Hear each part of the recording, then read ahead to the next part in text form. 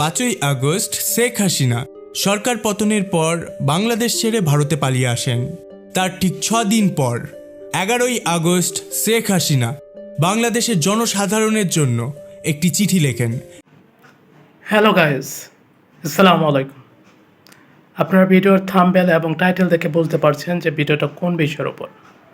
তো চলুন কথা না বাড়িয়ে আমরা ভিডিওটা দেখি, তারপর আমরা শেষে আলোচনা করব। হে বন্ধুরা, এটি হচ্ছে সেন্ট মার্টিন দ্বীপ। বাংলাদেশের সর্বদক্ষিণে বঙ্গোপসাগরের উত্তর পূর্বাংশে অবস্থিত এটি একটি ছোট্ট প্রবাল দ্বীপ, যার আয়তন মাত্র 8 বর্গ কিলোমিটার। এই ছোট্ট দ্বীপটিই নাকি শেখ হাসিনার সরকার পতনের মুখ্য কারণ। না, এটা আমি বলছি না। 5ই আগস্ট শেখ হাসিনা সরকার পতনের পর বাংলাদেশ ছেড়ে ভারতে পালিয়ে আসেন। তার ঠিক 6 দিন পর 11ই আগস্ট শেখ হাসিনা বাংলাদেশের জনসাধারণের জন্য একটি চিঠি লেখেন, যেখানে তিনি এই সেন্ট মার্টিন দ্বীপটিকে তার সরকার পতনের মুখ্য কারণ হিসাবে দেখিয়েছেন। শুধু তাই নয়, তার ছেলে সজীব আহমেদ ওয়াজেদ জয় এই সরকার পতনের পেছনে পাকিস্তানকেও দায়ী করেছে। ইতিহাসে যখনই কোনো দেশের সরকারের পতন রেগুলেশনের মাধ্যমে হয়েছে, তখনই সেই বিদ্রোহগুলির পেছনে এক্সটার্নাল সাপোর্ট থাকার সম্ভাবনা নিয়ে কনস্পিরেসি থিওরি তৈরি হয়েছে। বাংলাদেশ এক্ষেত্রে ব্যতিক্রমী নয়। কিন্তু সেই কনস্পিরেসিগুলি কতটা সত্যি? যে ছাত্র আন্দোলনে সমস্ত বাংলাদেশ এক সুরে কথা বলছিল, যা নিয়ে 2টি ভিডিও আমি অলরেডি করেছি, সেই আন্দোলনের কারণে হাসিনার সরে যাওয়ার পর বাংলাদেশে গণহত্যা, হিন্দুদের এবং বাকি সকল সংখ্যালঘুদের ওপর কেন গণরোষ? তাহলে কি বাংলাদেশ নতুন পাকিস্তানে পরিণত হতে চলেছে? সমস্ত ফ্যাক্টকে আপনাদের সামনে রাখবো আজকে আকাশ বর্মনের এই ভিডিওটিতে। আমরা আবার পাকিস্তানের মতন হয়ে যাব। আমার যে মনে হচ্ছে there is a definite hand of China এবং Pakistan. Sheikh Hasina has finally revealed that USA had a hand in her ouster. তিনি ইচ্ছে করলে অন্য দেশে চলে যেতে পারতেন, তিনি ভারতে এসেছেন। এই মানুষটির নাম ডোনাল্ড লু। ইনি মার্কিন সহকারী পররাষ্ট্রমন্ত্রী। এই ব্যক্তিকে জিওপলিটিক্যাল বিশেষজ্ঞরা বিভিন্ন দেশের শাসক পরিবর্তনের মাস্টার মাইন্ড আখ্যা দেয়। তারা ডোনাল্ড লুকে একজন সিআইএর নির্ভরযোগ্য দূত হিসাবে আখ্যা করে। সম্প্রতি পাকিস্তানে ইমরান খানের সরকার পতনের পেছনে ছিল এই ডোনাল্ড লু, বলেছে স্বয়ং ইমরান খান। এবার আপনি বলতে পারেন ইমরান খান তো বলবেই, কারণ তার সরকারের পতন হয়েছিল। এবার এই ক্লিপটিকে দেখুন। পাকিস্তান সিভিল সার্ভিসের কর্মকর্তাদেরকে দিয়ে বা মিলিটারিকে দিয়ে আমেরিকা যে কোনো একটি কাজ করাতে পারে, যেটি বাংলাদেশের পক্ষে আসলে ওইরকম টাইড আপ, মানে সেনাবাহিনীর সঙ্গে সিভিল সার্ভিসের সঙ্গে এরকম একটা ঘটিয়ে দিয়ে কোনো কিছু একটা করা সম্ভব, এটা একেবারে অ্যাবসলিউটলি ইম্পসিবল। এই ক্লিপে থাকা ব্যক্তি একজন বিএনপি নেতা। যেমনটা আপনি জানেন, শেখ হাসিনার দল আওয়ামী লীগের মুখ্য প্রতিদ্বন্দ্বী বিএনপি দল। সেই দলের কর্মীর বক্তব্য থেকে এটা পরিষ্কার যে হ্যাঁ, আমেরিকার ডোনাল্ড লু এর মাধ্যমে ইমরান খানের সরকার পতন করেছিল।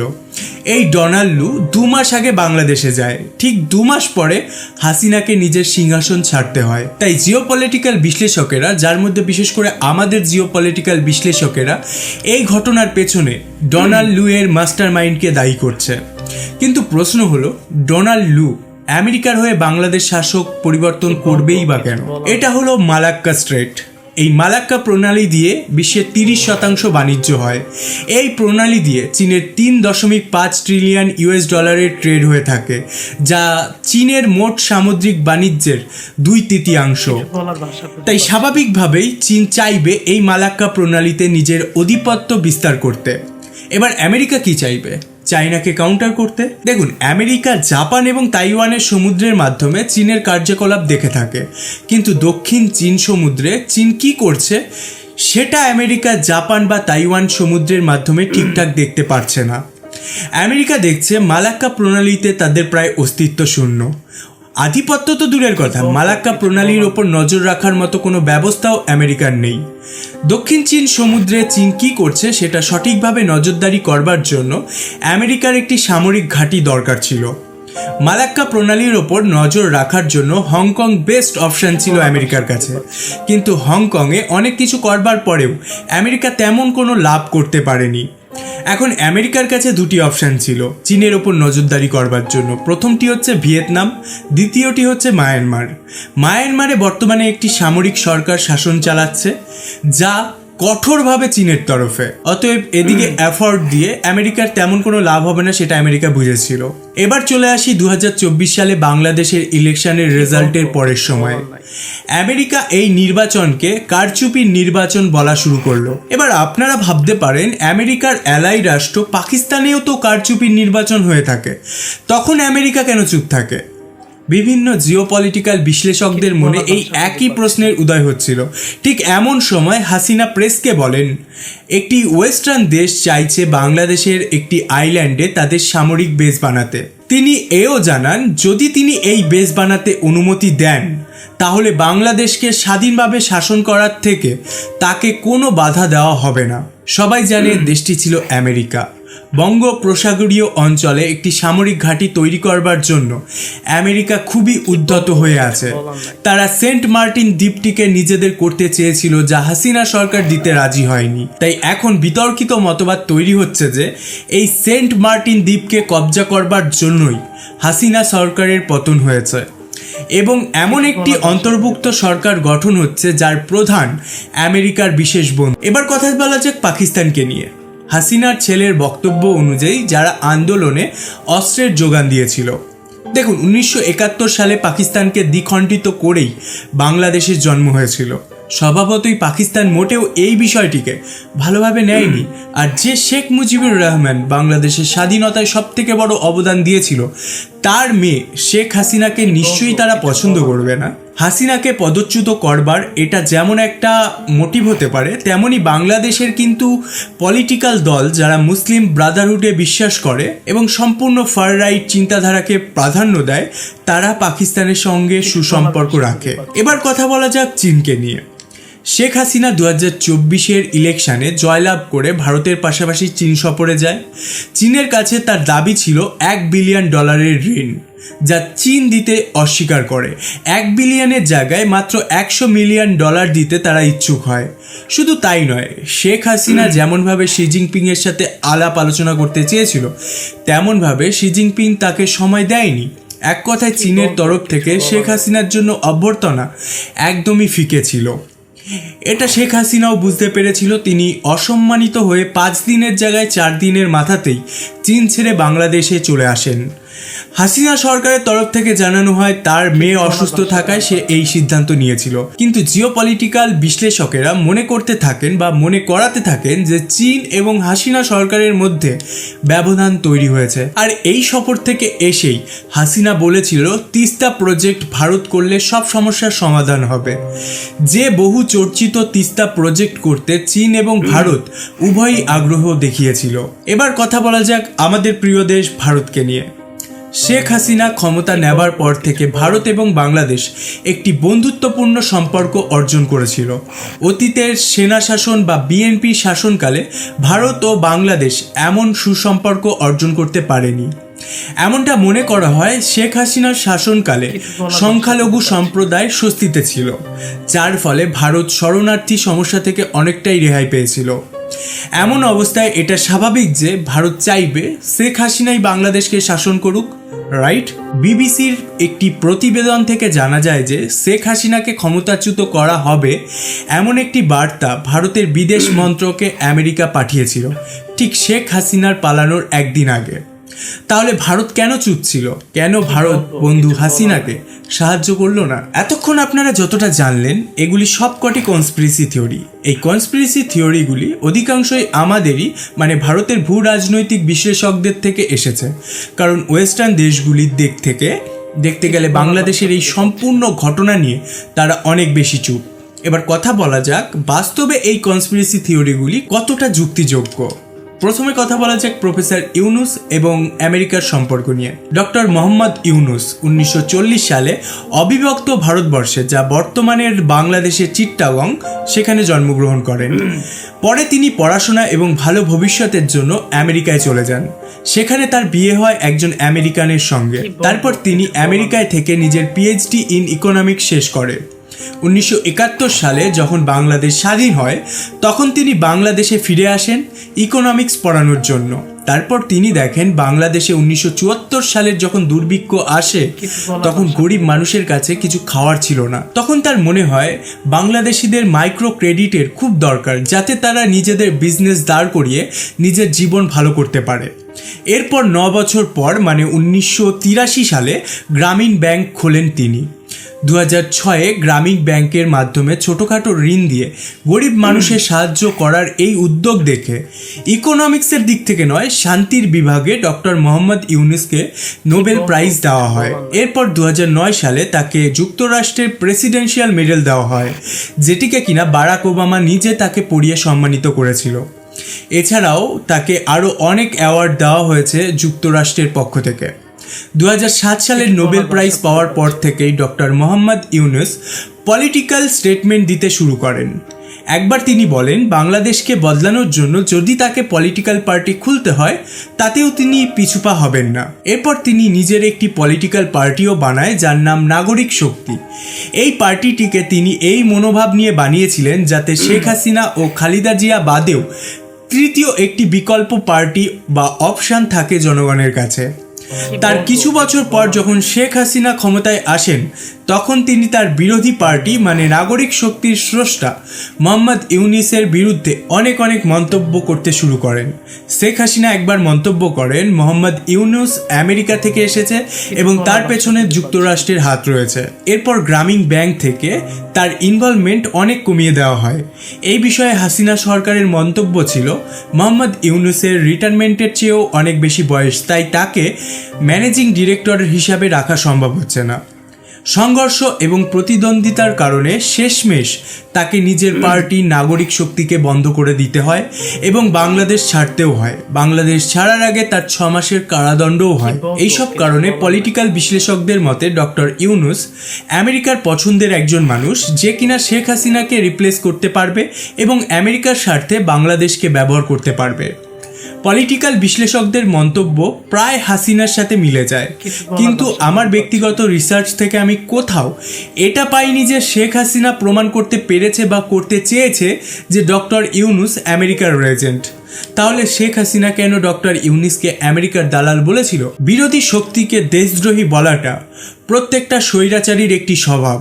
এই বিষয়টিতে পরে আসছি, কিন্তু এই ভিডিওটি বানানোর আমার একটি বিশেষ লক্ষ্যও রয়েছে, সেটা হলো বাংলাদেশের অনেক ছাত্র এই ভিডিওটিকে দেখবে। তারা ভবিষ্যতে ডক্টর ইউনুসকে আমেরিকার বিষয়ে বিশেষ নজরে রাখতে পারবে, মানে চেক অ্যান্ড ব্যালেন্সটা ঠিক থাকবে। এবার আমি কেন বললাম যে সব স্বৈরাচারীর একটা স্বভাব থাকে বিরোধী শক্তিকে দেশদ্রোহী বা অন্য কোনো দেশের হয়ে কাজ করার আখ্যা দেওয়ার, সেটা হলো 1 বছর আগে রাহুল গান্ধী আমাদের বিরোধী নেতা ওয়াশিংটন ডিসিতে যায় এবং ডোনাল্ড লুয়ের সাথে গোপন বৈঠক করে। সেখানে আমেরিকার অনেক রাজনৈতিক নেতাও ছিল। এই মিটিংয়ে কি বিষয়ে কথা হয়েছিল তার সম্পর্কে কোনো ব্রিফিং দেওয়া হয়নি। তার মানে তো এই নয় যে রাহুল গান্ধী এবং ডোনাল্ড লুয়ের সাক্ষাৎ আমাদের দেশকে ভাগ করবার জন্য হয়েছিল, বরং আমি এটা দায়িত্ব সহকারে বলতে পারি যে রাহুল গান্ধীর পরিবার এই দেশের জন্য অনেক ত্যাগ করেছে। তার পরিবারের শাসনকাল নিয়ে অনেক তর্ক বিতর্ক থাকতে পারে, কিন্তু তারা মোটেও দেশদ্রোহী নয়। সহজ কথা এটাই যে আমেরিকার সাথে সখ্যতা মানেই একজন ডক্টর ইউনুসের মতো প্রতিভাশালী ব্যক্তি নিজের দেশকে বেঁচে দেবে, এটা বিশ্বাসযোগ্য নয়। দেখুন, আমি এটা বলছি না যে ডক্টর ইউনুস ভবিষ্যতে আমেরিকার স্বার্থে কাজ করবে না, কিন্তু হাসিনা সরকার বিরোধী শক্তিকে সর্বদাই শেষ করার চেষ্টা করেছে। অ্যান্ড হ্যাঁ, সেখানকার নির্বাচন মোটেও স্বচ্ছ নির্বাচন ছিল না। বন্ধুরা, আমেরিকার দিক থেকে দেখতে গেলে এটা এমন একটি সিচুয়েশন ছিল যেখান থেকে তারা নিজেদের স্বার্থ চরিতার্থ করবার অবশ্যই চেষ্টা করবে, কিন্তু এর মানে এই পুরো আন্দোলনটিকে আমেরিকার সাজানো ঘটনা বলা ঠিক হবে না, কারণ সম্পূর্ণ বাংলাদেশ এই কোটা আন্দোলনকে সমর্থন করেছে। সকল জাতি ধর্ম নির্বিশেষে এই আন্দোলনে ছাত্ররা অংশগ্রহণ করেছে একটি সুন্দর ভবিষ্যতের জন্য। তাদেরকে নির্বিচারে মারা হয়েছে। পুলিশ এবং ছাত্রলীগের এই আক্রমণের কড়া নিন্দা ভারতের সব জায়গা থেকে এসেছে। বাংলাদেশ নিয়ে করা প্রথম ভিডিওতে আমিও এই গুলি চালানোর বিরোধিতা করেছি, ছাত্রদের পাশে থেকেছি। রাজাকার বলে আখ্যা দেওয়াটা শেখ হাসিনার ডাউনফলের সব থেকে বড় ভুল, সেটাও বলেছি। এবার আমাকে এটা বিশ্বাস করাবেন না যে আমেরিকা শেখ হাসিনাকে ছাত্রদের রাজাকার বলতে বাধ্য করেছিল। আমেরিকা ছাত্রদের ওপর গুলি চালাতে বলেছিল বা বিরোধী শক্তিকে সম্পূর্ণভাবে দেশ থেকে মুছে ফেলার পরামর্শ আমেরিকা দিয়েছিল। অর্থাৎ শেখ হাসিনা নিজের রাজনৈতিক কবর নিজেই খনন করেছিল। আমেরিকা সেই দুর্বলতার সুযোগ নিয়েছে কিনা সেটা ভবিষ্যৎ উত্তর দিয়ে দেবে। একটি প্রবাদ আছে, গর্তে পড়লে হাতি, চামচিকিও মারে লাথি। এখানে চামচিকির জায়গায় big brother. What do you think? তারা কি চুপ করে বসে থাকবে? এবার কথা বলা যাক আরেকটি বিগ ব্রাদার চায়নাকে নিয়ে। শেখ হাসিনার ছেলেকে এই বিষয়ে প্রশ্ন করা হলে তিনি মিডিয়াকে জানায় যে চীন কখনোই বাংলাদেশের ইন্টারনাল ইস্যুতে ইন্টারফিয়ারেন্স করেনি। আমার মতে এটা হওয়াই স্বাভাবিক, কারণ বাংলাদেশের সঙ্গে চীনের ভালো সম্পর্ক থাকলে চীনেরই লাভ। তারা শেখ হাসিনা সরকারের সাথে অলরেডি অনেকটা ভালো রিলেশনশিপ তৈরি করে ফেলেছিল, নতুন সরকারের সাথে আবার তাদেরকে সেই শুরুটা করতে হবে। তাছাড়াও চীনের বেশিরভাগ জনগণ বয়স্ক হচ্ছে, তাছাড়া তাদের ফার্টিলিটি রেটও কমছে, অর্থাৎ আস্তে আস্তে চীনের ওয়ার্কিং পপুলেশন কমছে। এদিকে চীন জানে বাংলাদেশ থেকে তারা স্বল্প মূল্যে অনেক বেশি কর্মী নিয়োগ করতে পারবে এবং বাংলাদেশের পপুলেশন প্রায় 20 কোটি, অর্থাৎ বাংলাদেশের একটি বিশাল বড় বাজারকে নিজের হাতের মুঠো থেকে কিছুতেই যেতে দিতে চাইবে না চীন। তাই হাসিনার সাথে সম্পর্ক খারাপ করেও কোনো লাভ ছিল না, কারণ হাসিনার পরিবর্তে অন্য কোনো সরকারকে এনেও তাদের যা লাভ হবে হাসিনা থাকলেও তাই হবে। এছাড়া চীন সরকারের সাথে শেখ হাসিনার সম্পর্ক বেশ ভালোই ছিল। কথা হচ্ছিল যে খুব শীঘ্রই বাংলাদেশের বঙ্গোপসাগরীয় অঞ্চলে চীন সামরিক ঘাঁটি তৈরি করতে সক্ষম হবে। এছাড়াও আপনি যদি দেখেন যে চীনের উহান প্রদেশের শিক্ষা প্রতিষ্ঠানগুলোতে বাংলা ভাষা শেখানো শুরু করা হয়েছে এবং বাংলাদেশের বিশ্ববিদ্যালয়গুলোতেও চীনের অফিসিয়াল ভাষা মন্দারিন শেখানো শুরু করা হয়েছিল। এসবের থেকে বোঝা যায় যে তিস্তা প্রজেক্ট বা অন্যান্য কারণে চীন হাসিনার উপর কিছুটা ক্ষুণ্ণ হলেও তারা কিন্তু দীর্ঘমেয়াদীভাবে হাসিনার সাথে সম্পর্ক উন্নতিই ঘটাচ্ছিল। আর চীন সবসময় বাণিজ্যকে বেশি প্রাধান্য দিচ্ছে, তাই তাদের একটি স্টেবল গভর্নমেন্ট অতি আবশ্যক। আর হাসিনা সরকার বাংলাদেশে কিন্তু একটি স্টেবল গভর্নমেন্টের মতোই ছিল। এবার আসি পাকিস্তানের যোগাযোগ নিয়ে।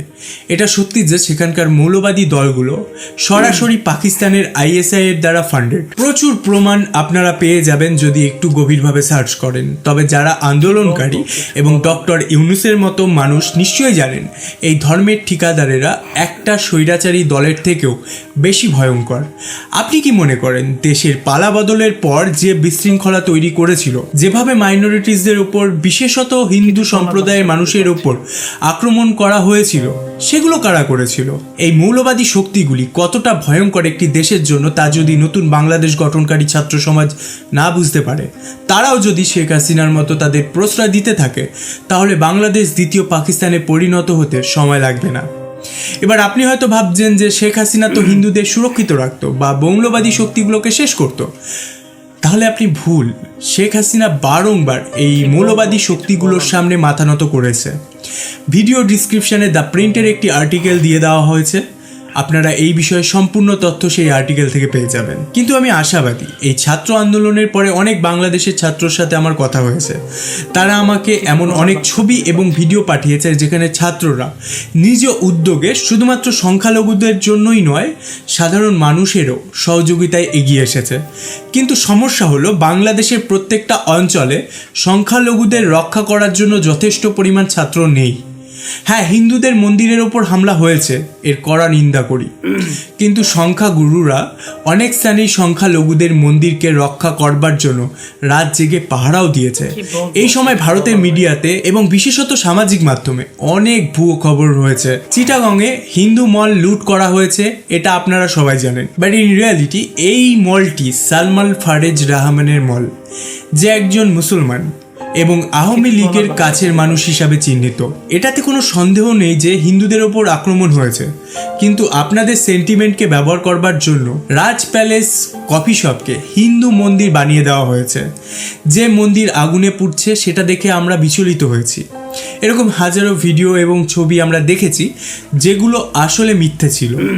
একটা ঘটনা তো এমন ছিল যে একটি মেয়েকে নির্যাতন করা হচ্ছে, সেই ছবি খুবই ভাইরাল হয়েছে সামাজিক মাধ্যমে, কিন্তু দেখা যাচ্ছে এই ছবিটি বেসিক্যালি ব্যাঙ্গালোরের। ভেবে দেখুন এটা কতটা লজ্জাজনক। যেসব ধর্মের দালাল আমাদের দেশেও বসে আছে এবং এই ঘটনাগুলোকে কেন্দ্র করে কুপ্রচার করে সামান্য কিছু টাকা রোজগার করছে, তারা সত্যিকারের বাংলাদেশে যে সকল হিন্দুরা নির্যাতিত হচ্ছিল তাদের সমস্যা বাড়াচ্ছিল। তো সজাগ থাকুন এবং নিজের দেশের এরকম অপপ্রচারকারীদের বিরুদ্ধে কথা বলতে শুরু করুন। ইনফ্যাক্ট যারা সত্যিই বাংলাদেশের সংখ্যালঘুদের ভালো চায়, সুরক্ষার কথা ভাবে, তারা কিন্তু অপপ্রচার করে না, বরং সচেতন মনোভাব এবং ডিপ্লোম্যাসি দিয়ে বিষয়টিকে হ্যান্ডেল করেছে। যে ইউনাইটেড নেশন বাংলাদেশের সংখ্যালঘু নিয়ে কখনো কোনো কথা বলতে পারেনি, এবারের ঘটনাতে তারা কমেন্ট করেছে, তারা কন্ডেম করেছে সংখ্যালঘুদের উপর, মানে হিন্দুদের উপর আক্রমণের। এটা এমনি এমনি হয়ে যায়নি, শুধুমাত্র গভর্নমেন্টের প্রেশারেও হয়ে যায়নি, বরং সচেতন মানুষের সম্মিলিত চাপে ইউনাইটেড নেশনকে এই বিষয়ে মন্তব্য করতে বাধ্য করেছে। আমি আশাবাদী এই কারণেও যে ডক্টর মোহাম্মদ ইউনূস দেশে নেমে প্রথম বক্তব্যেই তিনি সংখ্যালঘুদের উপরে হওয়া অত্যাচারের বিরোধিতা করেছে এবং বন্ধ করতে বলেছে। তাই আশা রাখি একটি বৈষম্যহীন বাংলাদেশ দেখার, যেখানকার সংখ্যালঘুরা এটা আমাদের দেশ, তাহলে কেন আমরা বাংলাদেশ ছেড়ে যাব, এ কথার পরিবর্তে গর্বের সাথে বলবে এটা আমার দেশ বাংলাদেশ। ঠিক যেমন আমাদের দেশের সংখ্যালঘু ভাই বোনেরা গর্বের সাথে বলে এই ভারত আমারও ভারত। ডক্টর মোহাম্মদ ইউনূসকেও একটি বার্তা দিতে চাইব, হয়তো এই বার্তা তার কাছে পৌঁছাবেও না, কিন্তু তাও বলবো, ভারত নিজের পাশের দেশের খারাপ দিনে তার পাশে দাঁড়ায়নি, সেটা কখনো হয়নি। আপনার জানা উচিত ছিল ভারতের বুদ্ধিজীবী থেকে আমার মতো একজন ছোট ইউটিউবারও ছাত্রদের এই ন্যায্য দাবিতে পাশে দাঁড়িয়েছিল। আর যদি আমাদের সরকারের কথা বলি, তাহলে বন্ধু হাসিনার পতন দেখেছে কিন্তু সাহায্য করেনি তাকে সিংহাসনে বসে থাকতে। তাই চাইবো জুজুর ভয়ে আর দেখাবেন না নিজের দেশবাসীকে, না হলে আপনার এবং ছাপোষা রাজনৈতিক ব্যক্তির মধ্যে পার্থক্য খুঁজতে অসুবিধা হবে। কিছু বলার নাই। আশা রাখবো আপনার শাসনকালে বাংলাদেশ এক নতুন বাংলাদেশে পরিণত হবে। ভিডিওটা আমার কাছে আসলে দারুণ লাগছে, খুবই ভালো লাগছে, কিন্তু মাঝখানে একটু আমার কাছে খুবই খারাপ লাগছে যে উনি বলছে যে আমাদের দেশে মৌলবাদ। অ্যাকচুয়ালি মৌলবাদ বলতে কিছু নাই। মৌলবাদ হচ্ছে যারা ন্যায়ের পক্ষে কথা বলে, যারা সত্যের পক্ষে কথা বলে, তাদের বলে মৌলবাদ। যারা অন্যায় অবিচার করে তারা মৌলবাদ না, তারা হচ্ছে শয়তান, তারা হচ্ছে স্বৈরাচারী, দুষ্টচারী। সো বাংলাদেশের মানুষ যদি মৌলবাদ বাড়ে, তার মানে বুঝতে হবে যে বাংলাদেশের মানুষ সঠিক পথে যাচ্ছে। কারণ মৌলবাদ হচ্ছে তারা যারা অন্যায়ের প্রতিবাদ করে, যারা অন্যায় থেকে বিরত থাকে। কিন্তু যারা অন্যায় করে, যারা অত্যাচার করে, যারা ধর্মের নামে মানুষকে মারে কাটে, যারা ধর্মের নামে মানুষকে নির্যাতন করে, এরা হচ্ছে শয়তান। এরা হচ্ছে শয়তানের আরেকটা রূপ। তো যারা সংখ্যালঘুদের উপরে বা হিন্দুদের উপরে যারা নির্যাতন চালিয়েছে, একজন বাঙালি মুসলিম হিসেবে আমি তাদের তীব্র নিন্দা জানাই।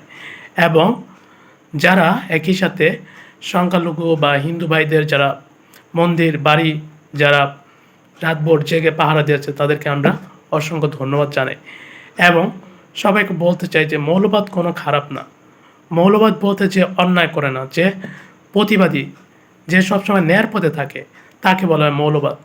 কিন্তু যে অন্যায় করে, অত্যাচার করে, যে মানুষের উপরে নির্যাতন করে, তাকে বলে স্বৈরাচার। সো মৌলবাদ যদি বাংলাদেশ হয়ে থাকে তাহলে সেটা ভালো, কিন্তু বাংলাদেশ দ্বিতীয় পাকিস্তান হবে না।